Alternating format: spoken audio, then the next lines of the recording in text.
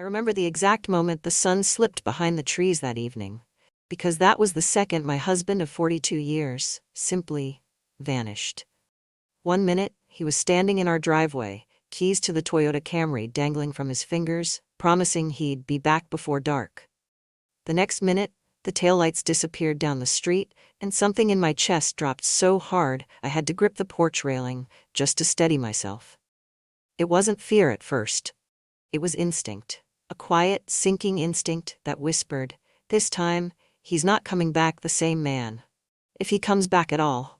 Inside the house, the kitchen clock ticked too loudly. I reheated my tea 3 times, but it still tasted like worry. I checked my iPhone, 7:42 p.m., then 8:15, then 9:03, each time telling myself not to overthink, not to be that wife, not to make a mountain out of nothing, the way Aaron liked to say whenever my feelings inconvenienced him.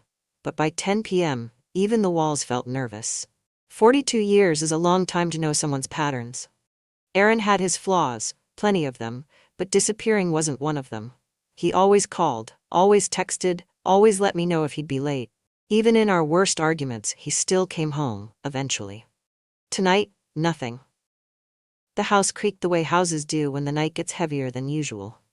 I walked from room to room, touching the back of chairs, smoothing the edges of picture frames. Old habits I did whenever anxiety chewed at me. Outside the window, the Florida night buzzed with crickets, but inside it was so quiet I could hear my heartbeat in my ears. I sat on the couch, wrapped in Aaron's old flannel jacket, the one he used to wear when he still held my hand in public. My tea had gone cold again. I pressed the mug to my lips, more for comfort than taste, and whispered into the room. "Where are you, Aaron? What did you walk into?"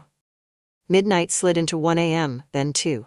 The porch light flickered each time I stepped outside, as if even the bulb was exhausted by my pacing. At 3 a.m., I tried calling Daniel, but he answered half asleep and said, "Mom, he's probably just blowing off steam. Please don't start assuming the worst." I hung up before I could cry. It's strange how being a mother of a grown man can still make you feel small, like your fears don't matter, your voice doesn't weigh anything. By 4:27 a.m., I gave up pretending to rest. I sat at the kitchen table with my hands around the empty mug, staring at the front door as if I could will it open. The sky outside shifted from black to gray, the first hint of morning peeling the night away. Then the doorbell rang, not softly, not hesitantly. It rang like someone desperate. My heart leapt. Aaron. I rushed forward, nearly tripping over the rug. But when I opened the door, the world tilted. A woman I had never seen before stood on my porch. Her hair was tangled, her eyes red as if she hadn't slept all night, and her hands were shaking so badly she had to grip the doorframe just to stay upright. Are you Maggie?" she asked, voice cracking. I swallowed hard. "Yes, do I know you?" She shook her head, tears spilling over. "No," she whispered, "but I know your husband, and he didn't show up to meet me last night." And just like that, the sun rose on a truth I never saw coming. For a moment, I couldn't speak. The woman on my porch kept trembling, her breath visible in the cool morning air, but my mind drifted somewhere far away, back to a time when Aaron wasn't a stranger, and I wasn't a wife waiting for footsteps that never came. I used to think our love story began the day he said he wanted to build a life with me. But the truth is, it started months before that, in a small family diner, where I worked afternoons to pay off student loans. I was 26, he was 18. Young enough to make my coworkers raise their eyebrows, but old enough to look at me like I was the only steady place in his unpredictable world. He was a dishwasher back then, all nervous energy and hopeful eyes. He used to hum while stacking plates, and every time our hands brushed, he'd freeze like I'd pressed pause on him. One night, his apron string snapped, and I tied it back for him. He blushed so hard he couldn't look at me for a week. We fell in love quietly. No fireworks. No grand gestures, just long walks after closing time, cheap fries we shared in the parking lot, and whispered dreams about owning a little restaurant someday. People called me foolish for choosing a younger man. Some said I was raising a husband, not marrying one.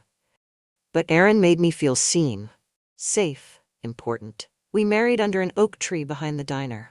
It wasn't fancy, plastic chairs, a borrowed speaker that kept crackling, but he held my hands like he was holding his entire future. He promised to love me for the rest of his life, and back then, I believed him. We built everything from scratch, we worked double shifts, we drove the same beat-up car for 14 years. Our first Florida vacation was at a motel so small the air conditioner rattled like it was afraid of us. But we laughed through everything. We survived everything, or so I thought. Years passed. Aaron's confidence grew. He became the face of our diner, charming customers, shaking hands, collecting compliments about how young and energetic he was. I stood beside him, proud, until standing beside him started to feel like standing behind him. People commented on my gray hairs, my wrinkles, my slower steps. Aaron used to defend me. Then one day he just stopped. Silence replaced affection. Jokes replaced reassurance. And somehow, I became the one trying to keep us together, while he became the one slowly stepping away. I blinked, pulled sharply back into the present when my iPhone buzzed with a notification. Some old photo memory. I didn't have the courage to open it. My hands were too cold. The woman on my porch, Melissa, shifted uncomfortably. She looked terrified, exhausted, and strangely genuine. As she stood there, holding her arms around herself like armor, all I could see was the version of myself Aaron must have shown her. A version where he was the devoted man escaping a bitter wife. A version where I was the obstacle. It stung, more than I expected. "Please," I finally said, my voice barely steady, "tell me why you came here." She hesitated, then whispered, "Because I think something's very wrong, and I think he lied to both of us." For the first time since Aaron disappeared, I felt my knees weaken, not from fear, but from the weight of 42 years suddenly shifting, rearranging, revealing cracks I'd pretended not to see. And with the sunrise painting her face in pale gold, I realized this woman wasn't just bringing bad news. She was bringing answers I wasn't ready for, but desperately needed. The woman on my porch looked like she had been standing in the rain all night, even though the sky was as dry as my throat. I stepped aside, motioning her in before my courage evaporated. She hesitated, then crossed the threshold like someone entering a stranger's church. "Sit," I said quietly. She lowered herself onto the kitchen chair like her bones hurt. I reached for the kettle, filling it with water. Small movements helped me think, filling, boiling, pouring. I'd done these things thousands of times, but that morning, the kettle's whistle sounded like an alarm. "What's your name?" I finally asked. "Melissa," she whispered. The name echoed through the kitchen. Ordinary. Soft. Nothing like the shadow I imagined all night. I placed a warm mug in front of her. She wrapped her hands around it as if needing proof she still existed. "I didn't come to cause trouble," she said, eyes fixed on the steam. I didn't know where else to go." My fingers tightened around the edge of the counter. "Why here? Why me?" She swallowed hard. "Because he told me he was ending things with you, that he just needed a few weeks to untangle paperwork and he'd be free." Her voice cracked. "We were supposed to meet last night, he didn't show up. Free. Untangle. Ending things." 42 years of my life, reduced to phrases a man uses when he's preparing to disappear. I sat across from her, the chair creaking under the silence. "How long have you known him?" "About a year and a half," Melissa said, guilt washing over her face. "He told me you two barely spoke. He said you stayed for the house for routine.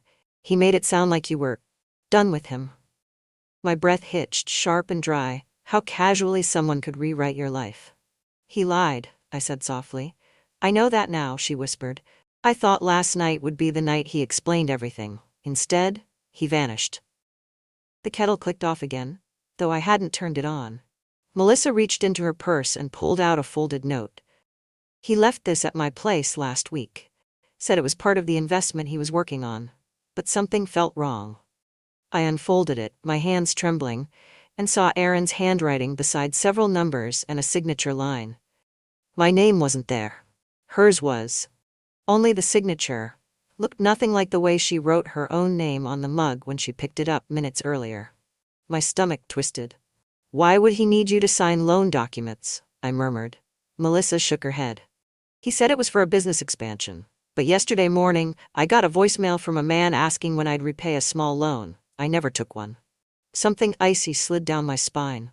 Before I could respond, my iPhone buzzed loudly on the counter, breaking the tension. Daniel's name lit up the screen. I ignored it. He had dismissed my fears the night before. I wasn't ready to hear his tired excuses. But fate didn't care about readiness. 5 minutes later, the front door opened without a knock. Daniel's habit since he was little. Mom? I came over because... He froze mid-step. Melissa turned around in her chair. Daniel's face drained completely. You. The mug nearly slipped from Melissa's hands. I looked between them, my heart pounding. You two know each other? I asked slowly. Daniel swallowed hard. Mom, he said quietly, I think you need to sit down. And just like that, the morning cracked open again, this time deeper, sharper, pulling me into a truth I never imagined my own son was standing this close to. Daniel didn't move, didn't blink. He stood in the doorway like someone had just hit him with a truth he'd been trying desperately to outrun. Melissa stared at him with the same sick recognition. I looked between them, my heartbeat stumbling into my throat. Daniel, I said slowly, what's going on? He dragged a hand down his face, shoulders sagging. Mom, I didn't know she was her. Dad introduced her to me months ago. He said she was helping him with some business paperwork. I thought, he glanced at Melissa, shame burning in his cheeks. I thought she was a professional associate. Melissa flinched. He told me you were his son, but he said your mom knew everything and just didn't care anymore. My breath caught. A cold, metallic taste spread across my tongue. Daniel rushed to sit beside me, voice softening the way it did when he used to scrape his knee as a boy. Mom, I swear, I thought he was working with her on expanding the diner. He said he needed you to sign a few things, but that you were resisting. I shouldn't have pushed you. The memory hit so fast it stole my oxygen. Daniel urging me to sign those papers I didn't understand, his impatient sighs, the way he looked at me like I was being dramatic.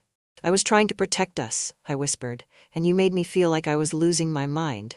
Daniel lowered his head. I know. And I'm sorry, I thought Dad was overwhelmed. I thought you were reading too much into things. I didn't know he was lying to all of us. I finished for him. He closed his eyes. Yeah. My iPhone buzzed on the counter, my daily reminder to take my blood pressure pill. The sound, usually harmless, felt like a needle popping, whatever composure I had left. The room tilted. The spinning started small, a soft blur around the edges, then sharper, like the world was folding in on itself. I gripped the table, but the table felt too far away. Daniel, I murmured. I don't feel right. He shot up. Mom? Melissa steadied my shoulder as Daniel grabbed my purse. Let's get her to the hospital. Everything from the front door to the car ride blurred. The cool air hitting my face, the seatbelt clicking, the hum of the engine. I remember Daniel telling me to breathe, Melissa whispering that she was sorry, Florida palm trees streaking past the window like smudged brushstrokes. At the emergency room, a nurse guided me onto a bed. She wrapped a cuff around my arm and frowned when the machine beeped. Her pressure's up, she said. Let's keep her here for a bit. Lying there, the ceiling tiles looked like pieces of a puzzle I no longer recognized. Daniel held my hand, thumb shaking against mine. I never meant to hurt you, he whispered. I stared at the faded blue curtains, blinking back tears. You didn't believe me, I said quietly. That hurt more than anything your father ever did. He bowed his head, and for the first time since he was a child, I heard him cry. Not loudly, not dramatically, but in small broken breaths he couldn't hide. When the doctor returned with papers and instructions, Daniel squeezed my hand. I'm taking you home. No more stress, no more decisions alone. But stress wasn't something you turned off like a lamp. On the ride back, Melissa sat in the back seat, silent, staring at her hands. When we pulled into my driveway, she finally spoke. There's something else, she said, voice shaking. Something I didn't want to tell you until you were calmer. Daniel and I both turned. She swallowed hard. Aaron didn't just lie to us, she whispered. He lied to someone else too, someone who's been calling me since last night. A chill crawled up my spine. Melissa, I breathed. What do you mean? She looked up, eyes glassy with dread. He owes money to people who don't forgive debts. And in that moment, I realized Aaron's disappearance wasn't just betrayal. It might be danger. The house felt different when we stepped inside, like the walls themselves knew something I didn't. Afternoon light spilled through the windows in long, tired stripes, landing across the kitchen table where the morning's mugs were still sitting. My knees trembled as I lowered myself into a chair. Daniel hovered beside me, unsure whether to sit or stand. Melissa stayed outside in her car, the engine off. Windows partly rolled down. I could see her silhouette from the kitchen, a quiet reminder that this nightmare was bigger than just us. "Mom," Daniel said softly, "maybe you should rest first?" "No," I whispered, reaching for the drawer beneath the counter. "I need to see what your father's been hiding." The drawer groaned as it opened. A stack of envelopes slid forward, unpaid bills, letters from banks, notices I had never seen. My chest tightened. "I check the mail every morning," I murmured. "How? How did these get here?" Daniel rubbed the back of his neck. "Dad always intercepted mail for the diner. He said he didn't want you stressing." I let out a shaky laugh. Well, he succeeded. I wasn't stressed because I didn't know we were sinking. The first envelope contained a late payment warning. The second showed 3 missed installments on a loan I didn't know existed. The third made my hands go cold. A document stating our house had been used as collateral. My house, my safety, my entire life stability. Daniel leaned closer. "Mom, did you sign this?" I shook my head. "No, I've never seen this paper in my life."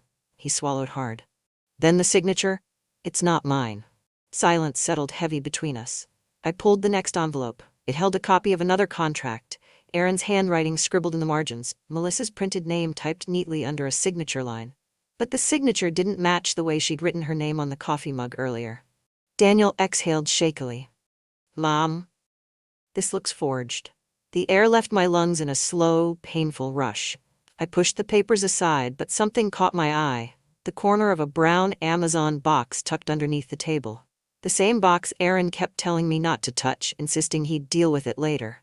My hands shook as I pulled it out. It was surprisingly heavy. Daniel helped me lift the lid. Inside were copies of loan applications, credit queries, debt notices, and a small notebook. Aaron's handwriting filled every line. Dates, meetings, amounts, plans, and then a sentence written in thick, hurried ink. "Leave before everything collapses." Daniel's face went pale. "Mom, he was planning to run."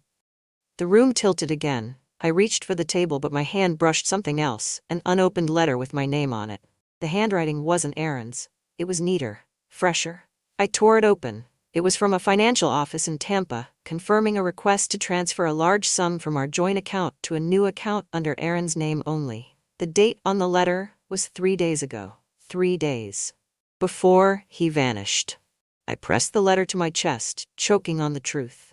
He hadn't been planning a future with another woman. He'd been planning a future without us. Daniel sank into the chair across from me, burying his face in his hands. "Mom, I'm so sorry. I defended him. I pushed you. I helped him without realizing." I didn't have the strength to answer.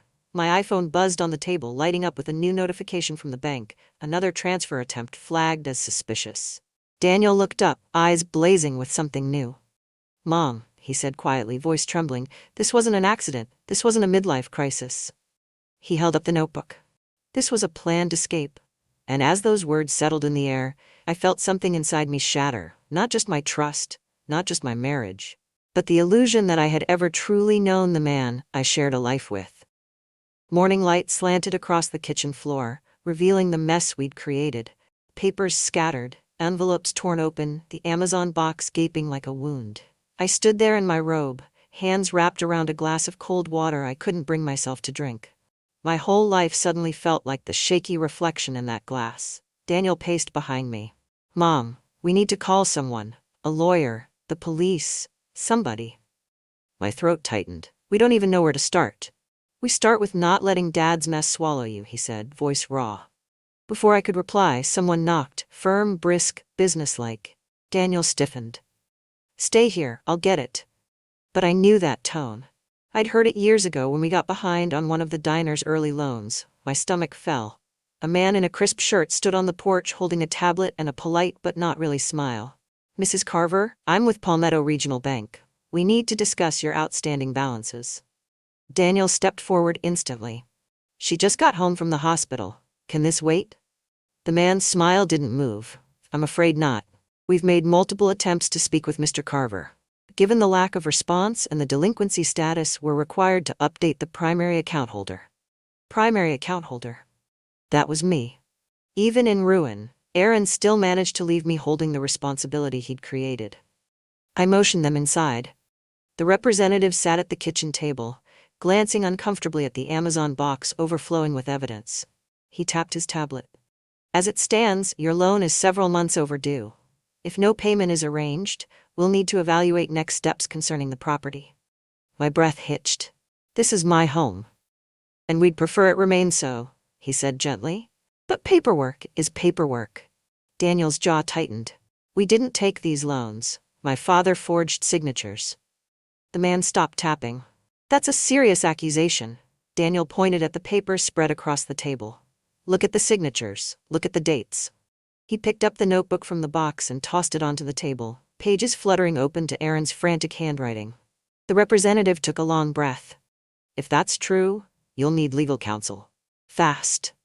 My head swirled. I'm 64. I don't have the strength or money to fight something like this. The man hesitated, then, unexpectedly, softened. Mrs. Carver, people get through worse with the right help. Then his tablet chimed, and he stood. I'll file a temporary hold while you gather documentation. It's not permanent, but it'll buy you time. As he walked out, Daniel exhaled shakily. See, we're not losing everything, not yet. I nodded, though the air felt heavy in my lungs, and then Melissa appeared in the doorway, arms wrapped around herself. She must have seen the man leave. Is it that bad? Daniel didn't sugarcoat it.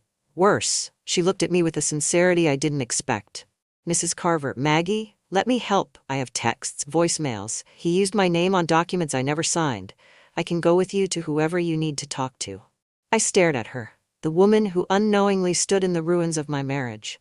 She was broken too, used, lied to, not my enemy.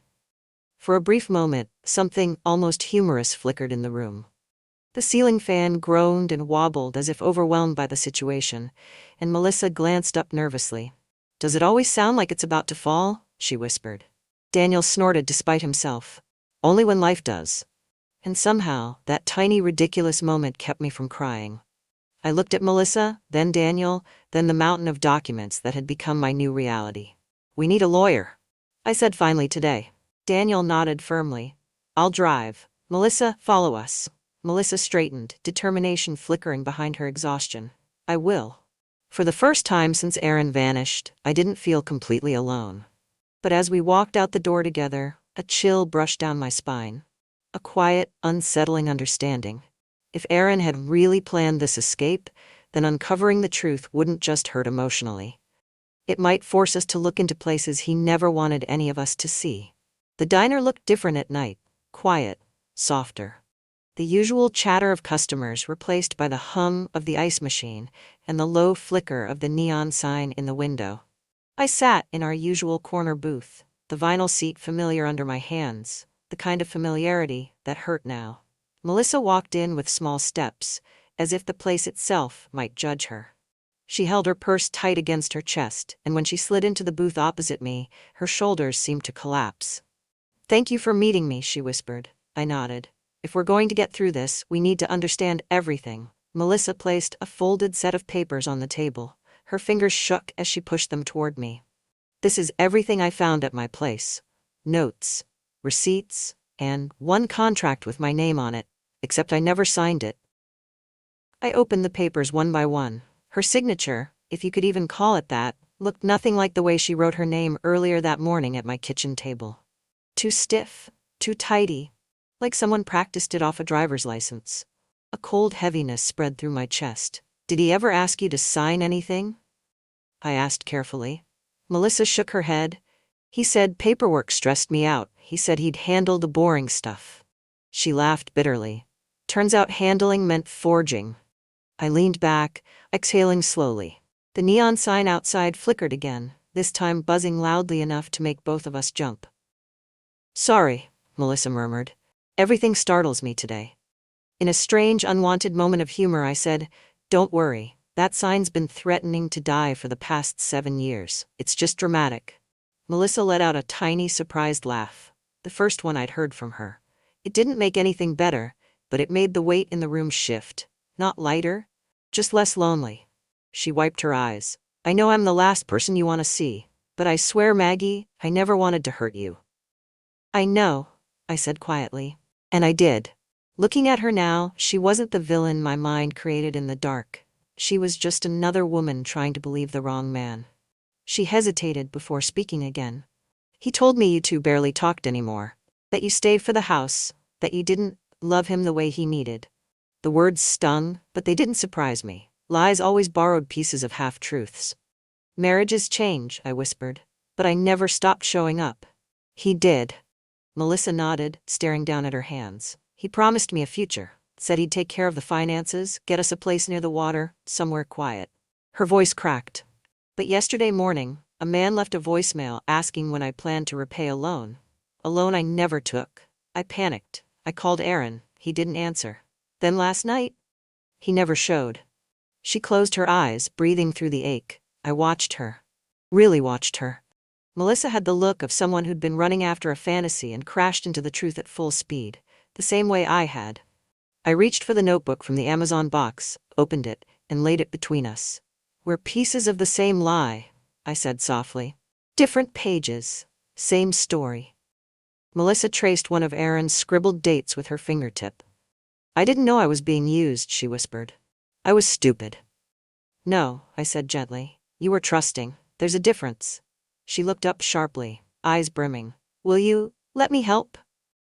Help how? She straightened her shoulders, voice steady for the first time.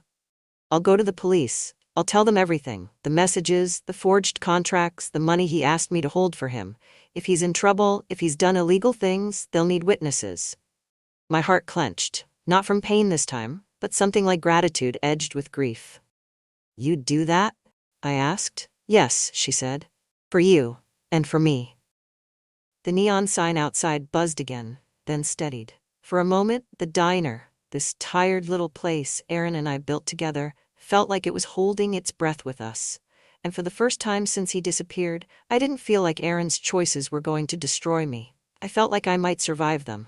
The police station smelled like old paper and cold air, the kind of chill that settles into your bones, reminding you that the truth lives here, whether you're ready for it or not.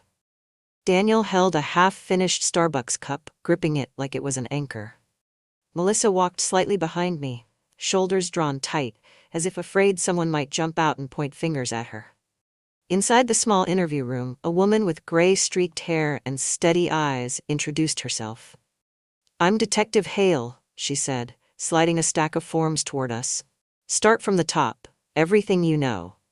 Melissa went first. Her voice trembled at the beginning, but the more she spoke, the stronger she became.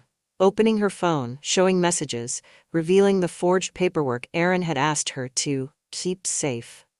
Detective Hale listened without interrupting, only raising an eyebrow when Melissa described Aaron's promises. The new life, the fresh start, the vague plans to move somewhere near the water. Then it was my turn. I pushed the Amazon box across the table. The detective flipped through the contracts, the fake signatures, the notebook full of plans Aaron never meant to share with anyone but himself. Her expression didn't change, but something in her posture did.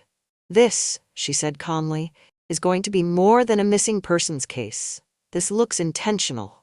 Daniel swallowed hard. You mean he ran? He prepared to run, she corrected. You don't build this much paperwork by accident. Daniel leaned back, the color draining from his face. I defended him.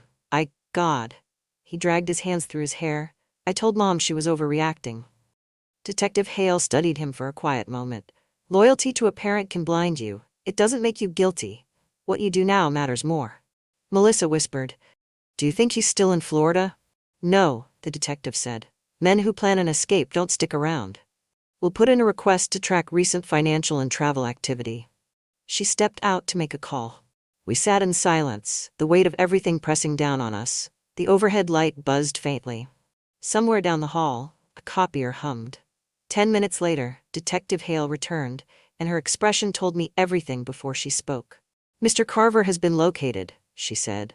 Daniel's breath hitched. Where? In a small town in Georgia. He checked into a cheap roadside motel under a different name. We believe he intended to travel farther but may have run out of cash. Local authorities have him in custody now. My heart didn't break. It simply went quiet, like a room where the last lamp has been switched off. 42 years, and he ended it in a motel that rented rooms by the hour. Daniel stood abruptly, his chair scraping loudly. He pressed his hands against his forehead, sucking in sharp breaths. He really left us? He really? His voice cracked. He didn't even say goodbye. I reached out, touching his arm. He didn't pull away. Instead, he sank to the floor beside me, like his legs couldn't hold the truth anymore. He buried his face against my shoulder, the way he used to when he was little and afraid of thunderstorms. "I'm so sorry, Mom," he whispered, his voice breaking. "I should have believed you. I should have listened." My own tears finally spilled. Not because of Aaron, but because my son had come back to me. Melissa looked away, giving us space, her hands clasped tightly in her lap. Detective Hale cleared her throat gently. "There will be a hearing. Charges will be filed. You'll both need to be ready to testify." I nodded, wiping my cheeks. "We will."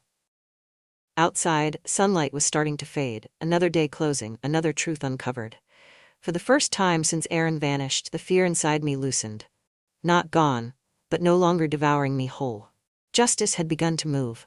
And for the first time in a long time, I felt like maybe, just maybe, my life was moving, too. The courthouse smelled like dust and old carpet. Nothing dramatic, nothing cinematic, just the plain scent of places where people's lives are picked apart and rearranged. I walked down the hallway with Daniel on one side and Melissa on the other, each of us dressed too neatly for people who barely slept the night before. "Mom," Daniel murmured, "if you want to leave at any point." "I'm not leaving," I said quietly. "Not this time." Inside the courtroom, fluorescent lights hummed above us like anxious insects. A bailiff directed us to a long bench. I sat, smoothing the fabric of my blouse, trying to keep my hands from shaking. And then I heard the chains. Aaron entered the courtroom, escorted by 2 officers. His face looked smaller somehow, less like the man I married and more like a version of himself that had worn too many lies for too long. He scanned the room, eyes landing on me first. "Maggie," he mouthed, like my name might save him. It didn't. The judge called the session to order. Aaron's attorney launched into a speech about stress, confusion, poor judgment, and miscommunication. Words that made Melissa's jaw clench and made Daniel stare at the floor like he couldn't stand hearing one more excuse. Then it was my turn. My lawyer stood and brought out the evidence.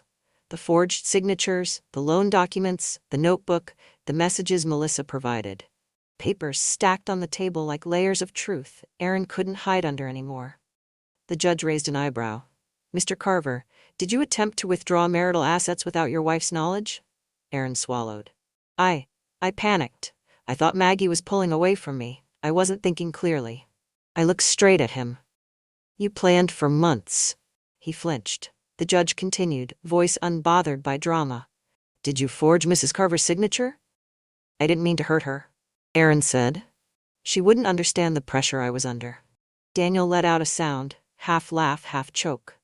"Mom ran the diner for years. She balanced the books when you slept in. She worked double shifts to keep us afloat. Don't you dare stand there and say she wouldn't understand pressure." Aaron winced like the words struck him. Melissa stepped forward, hands trembling. "Your Honor, I have evidence too." She held up her phone.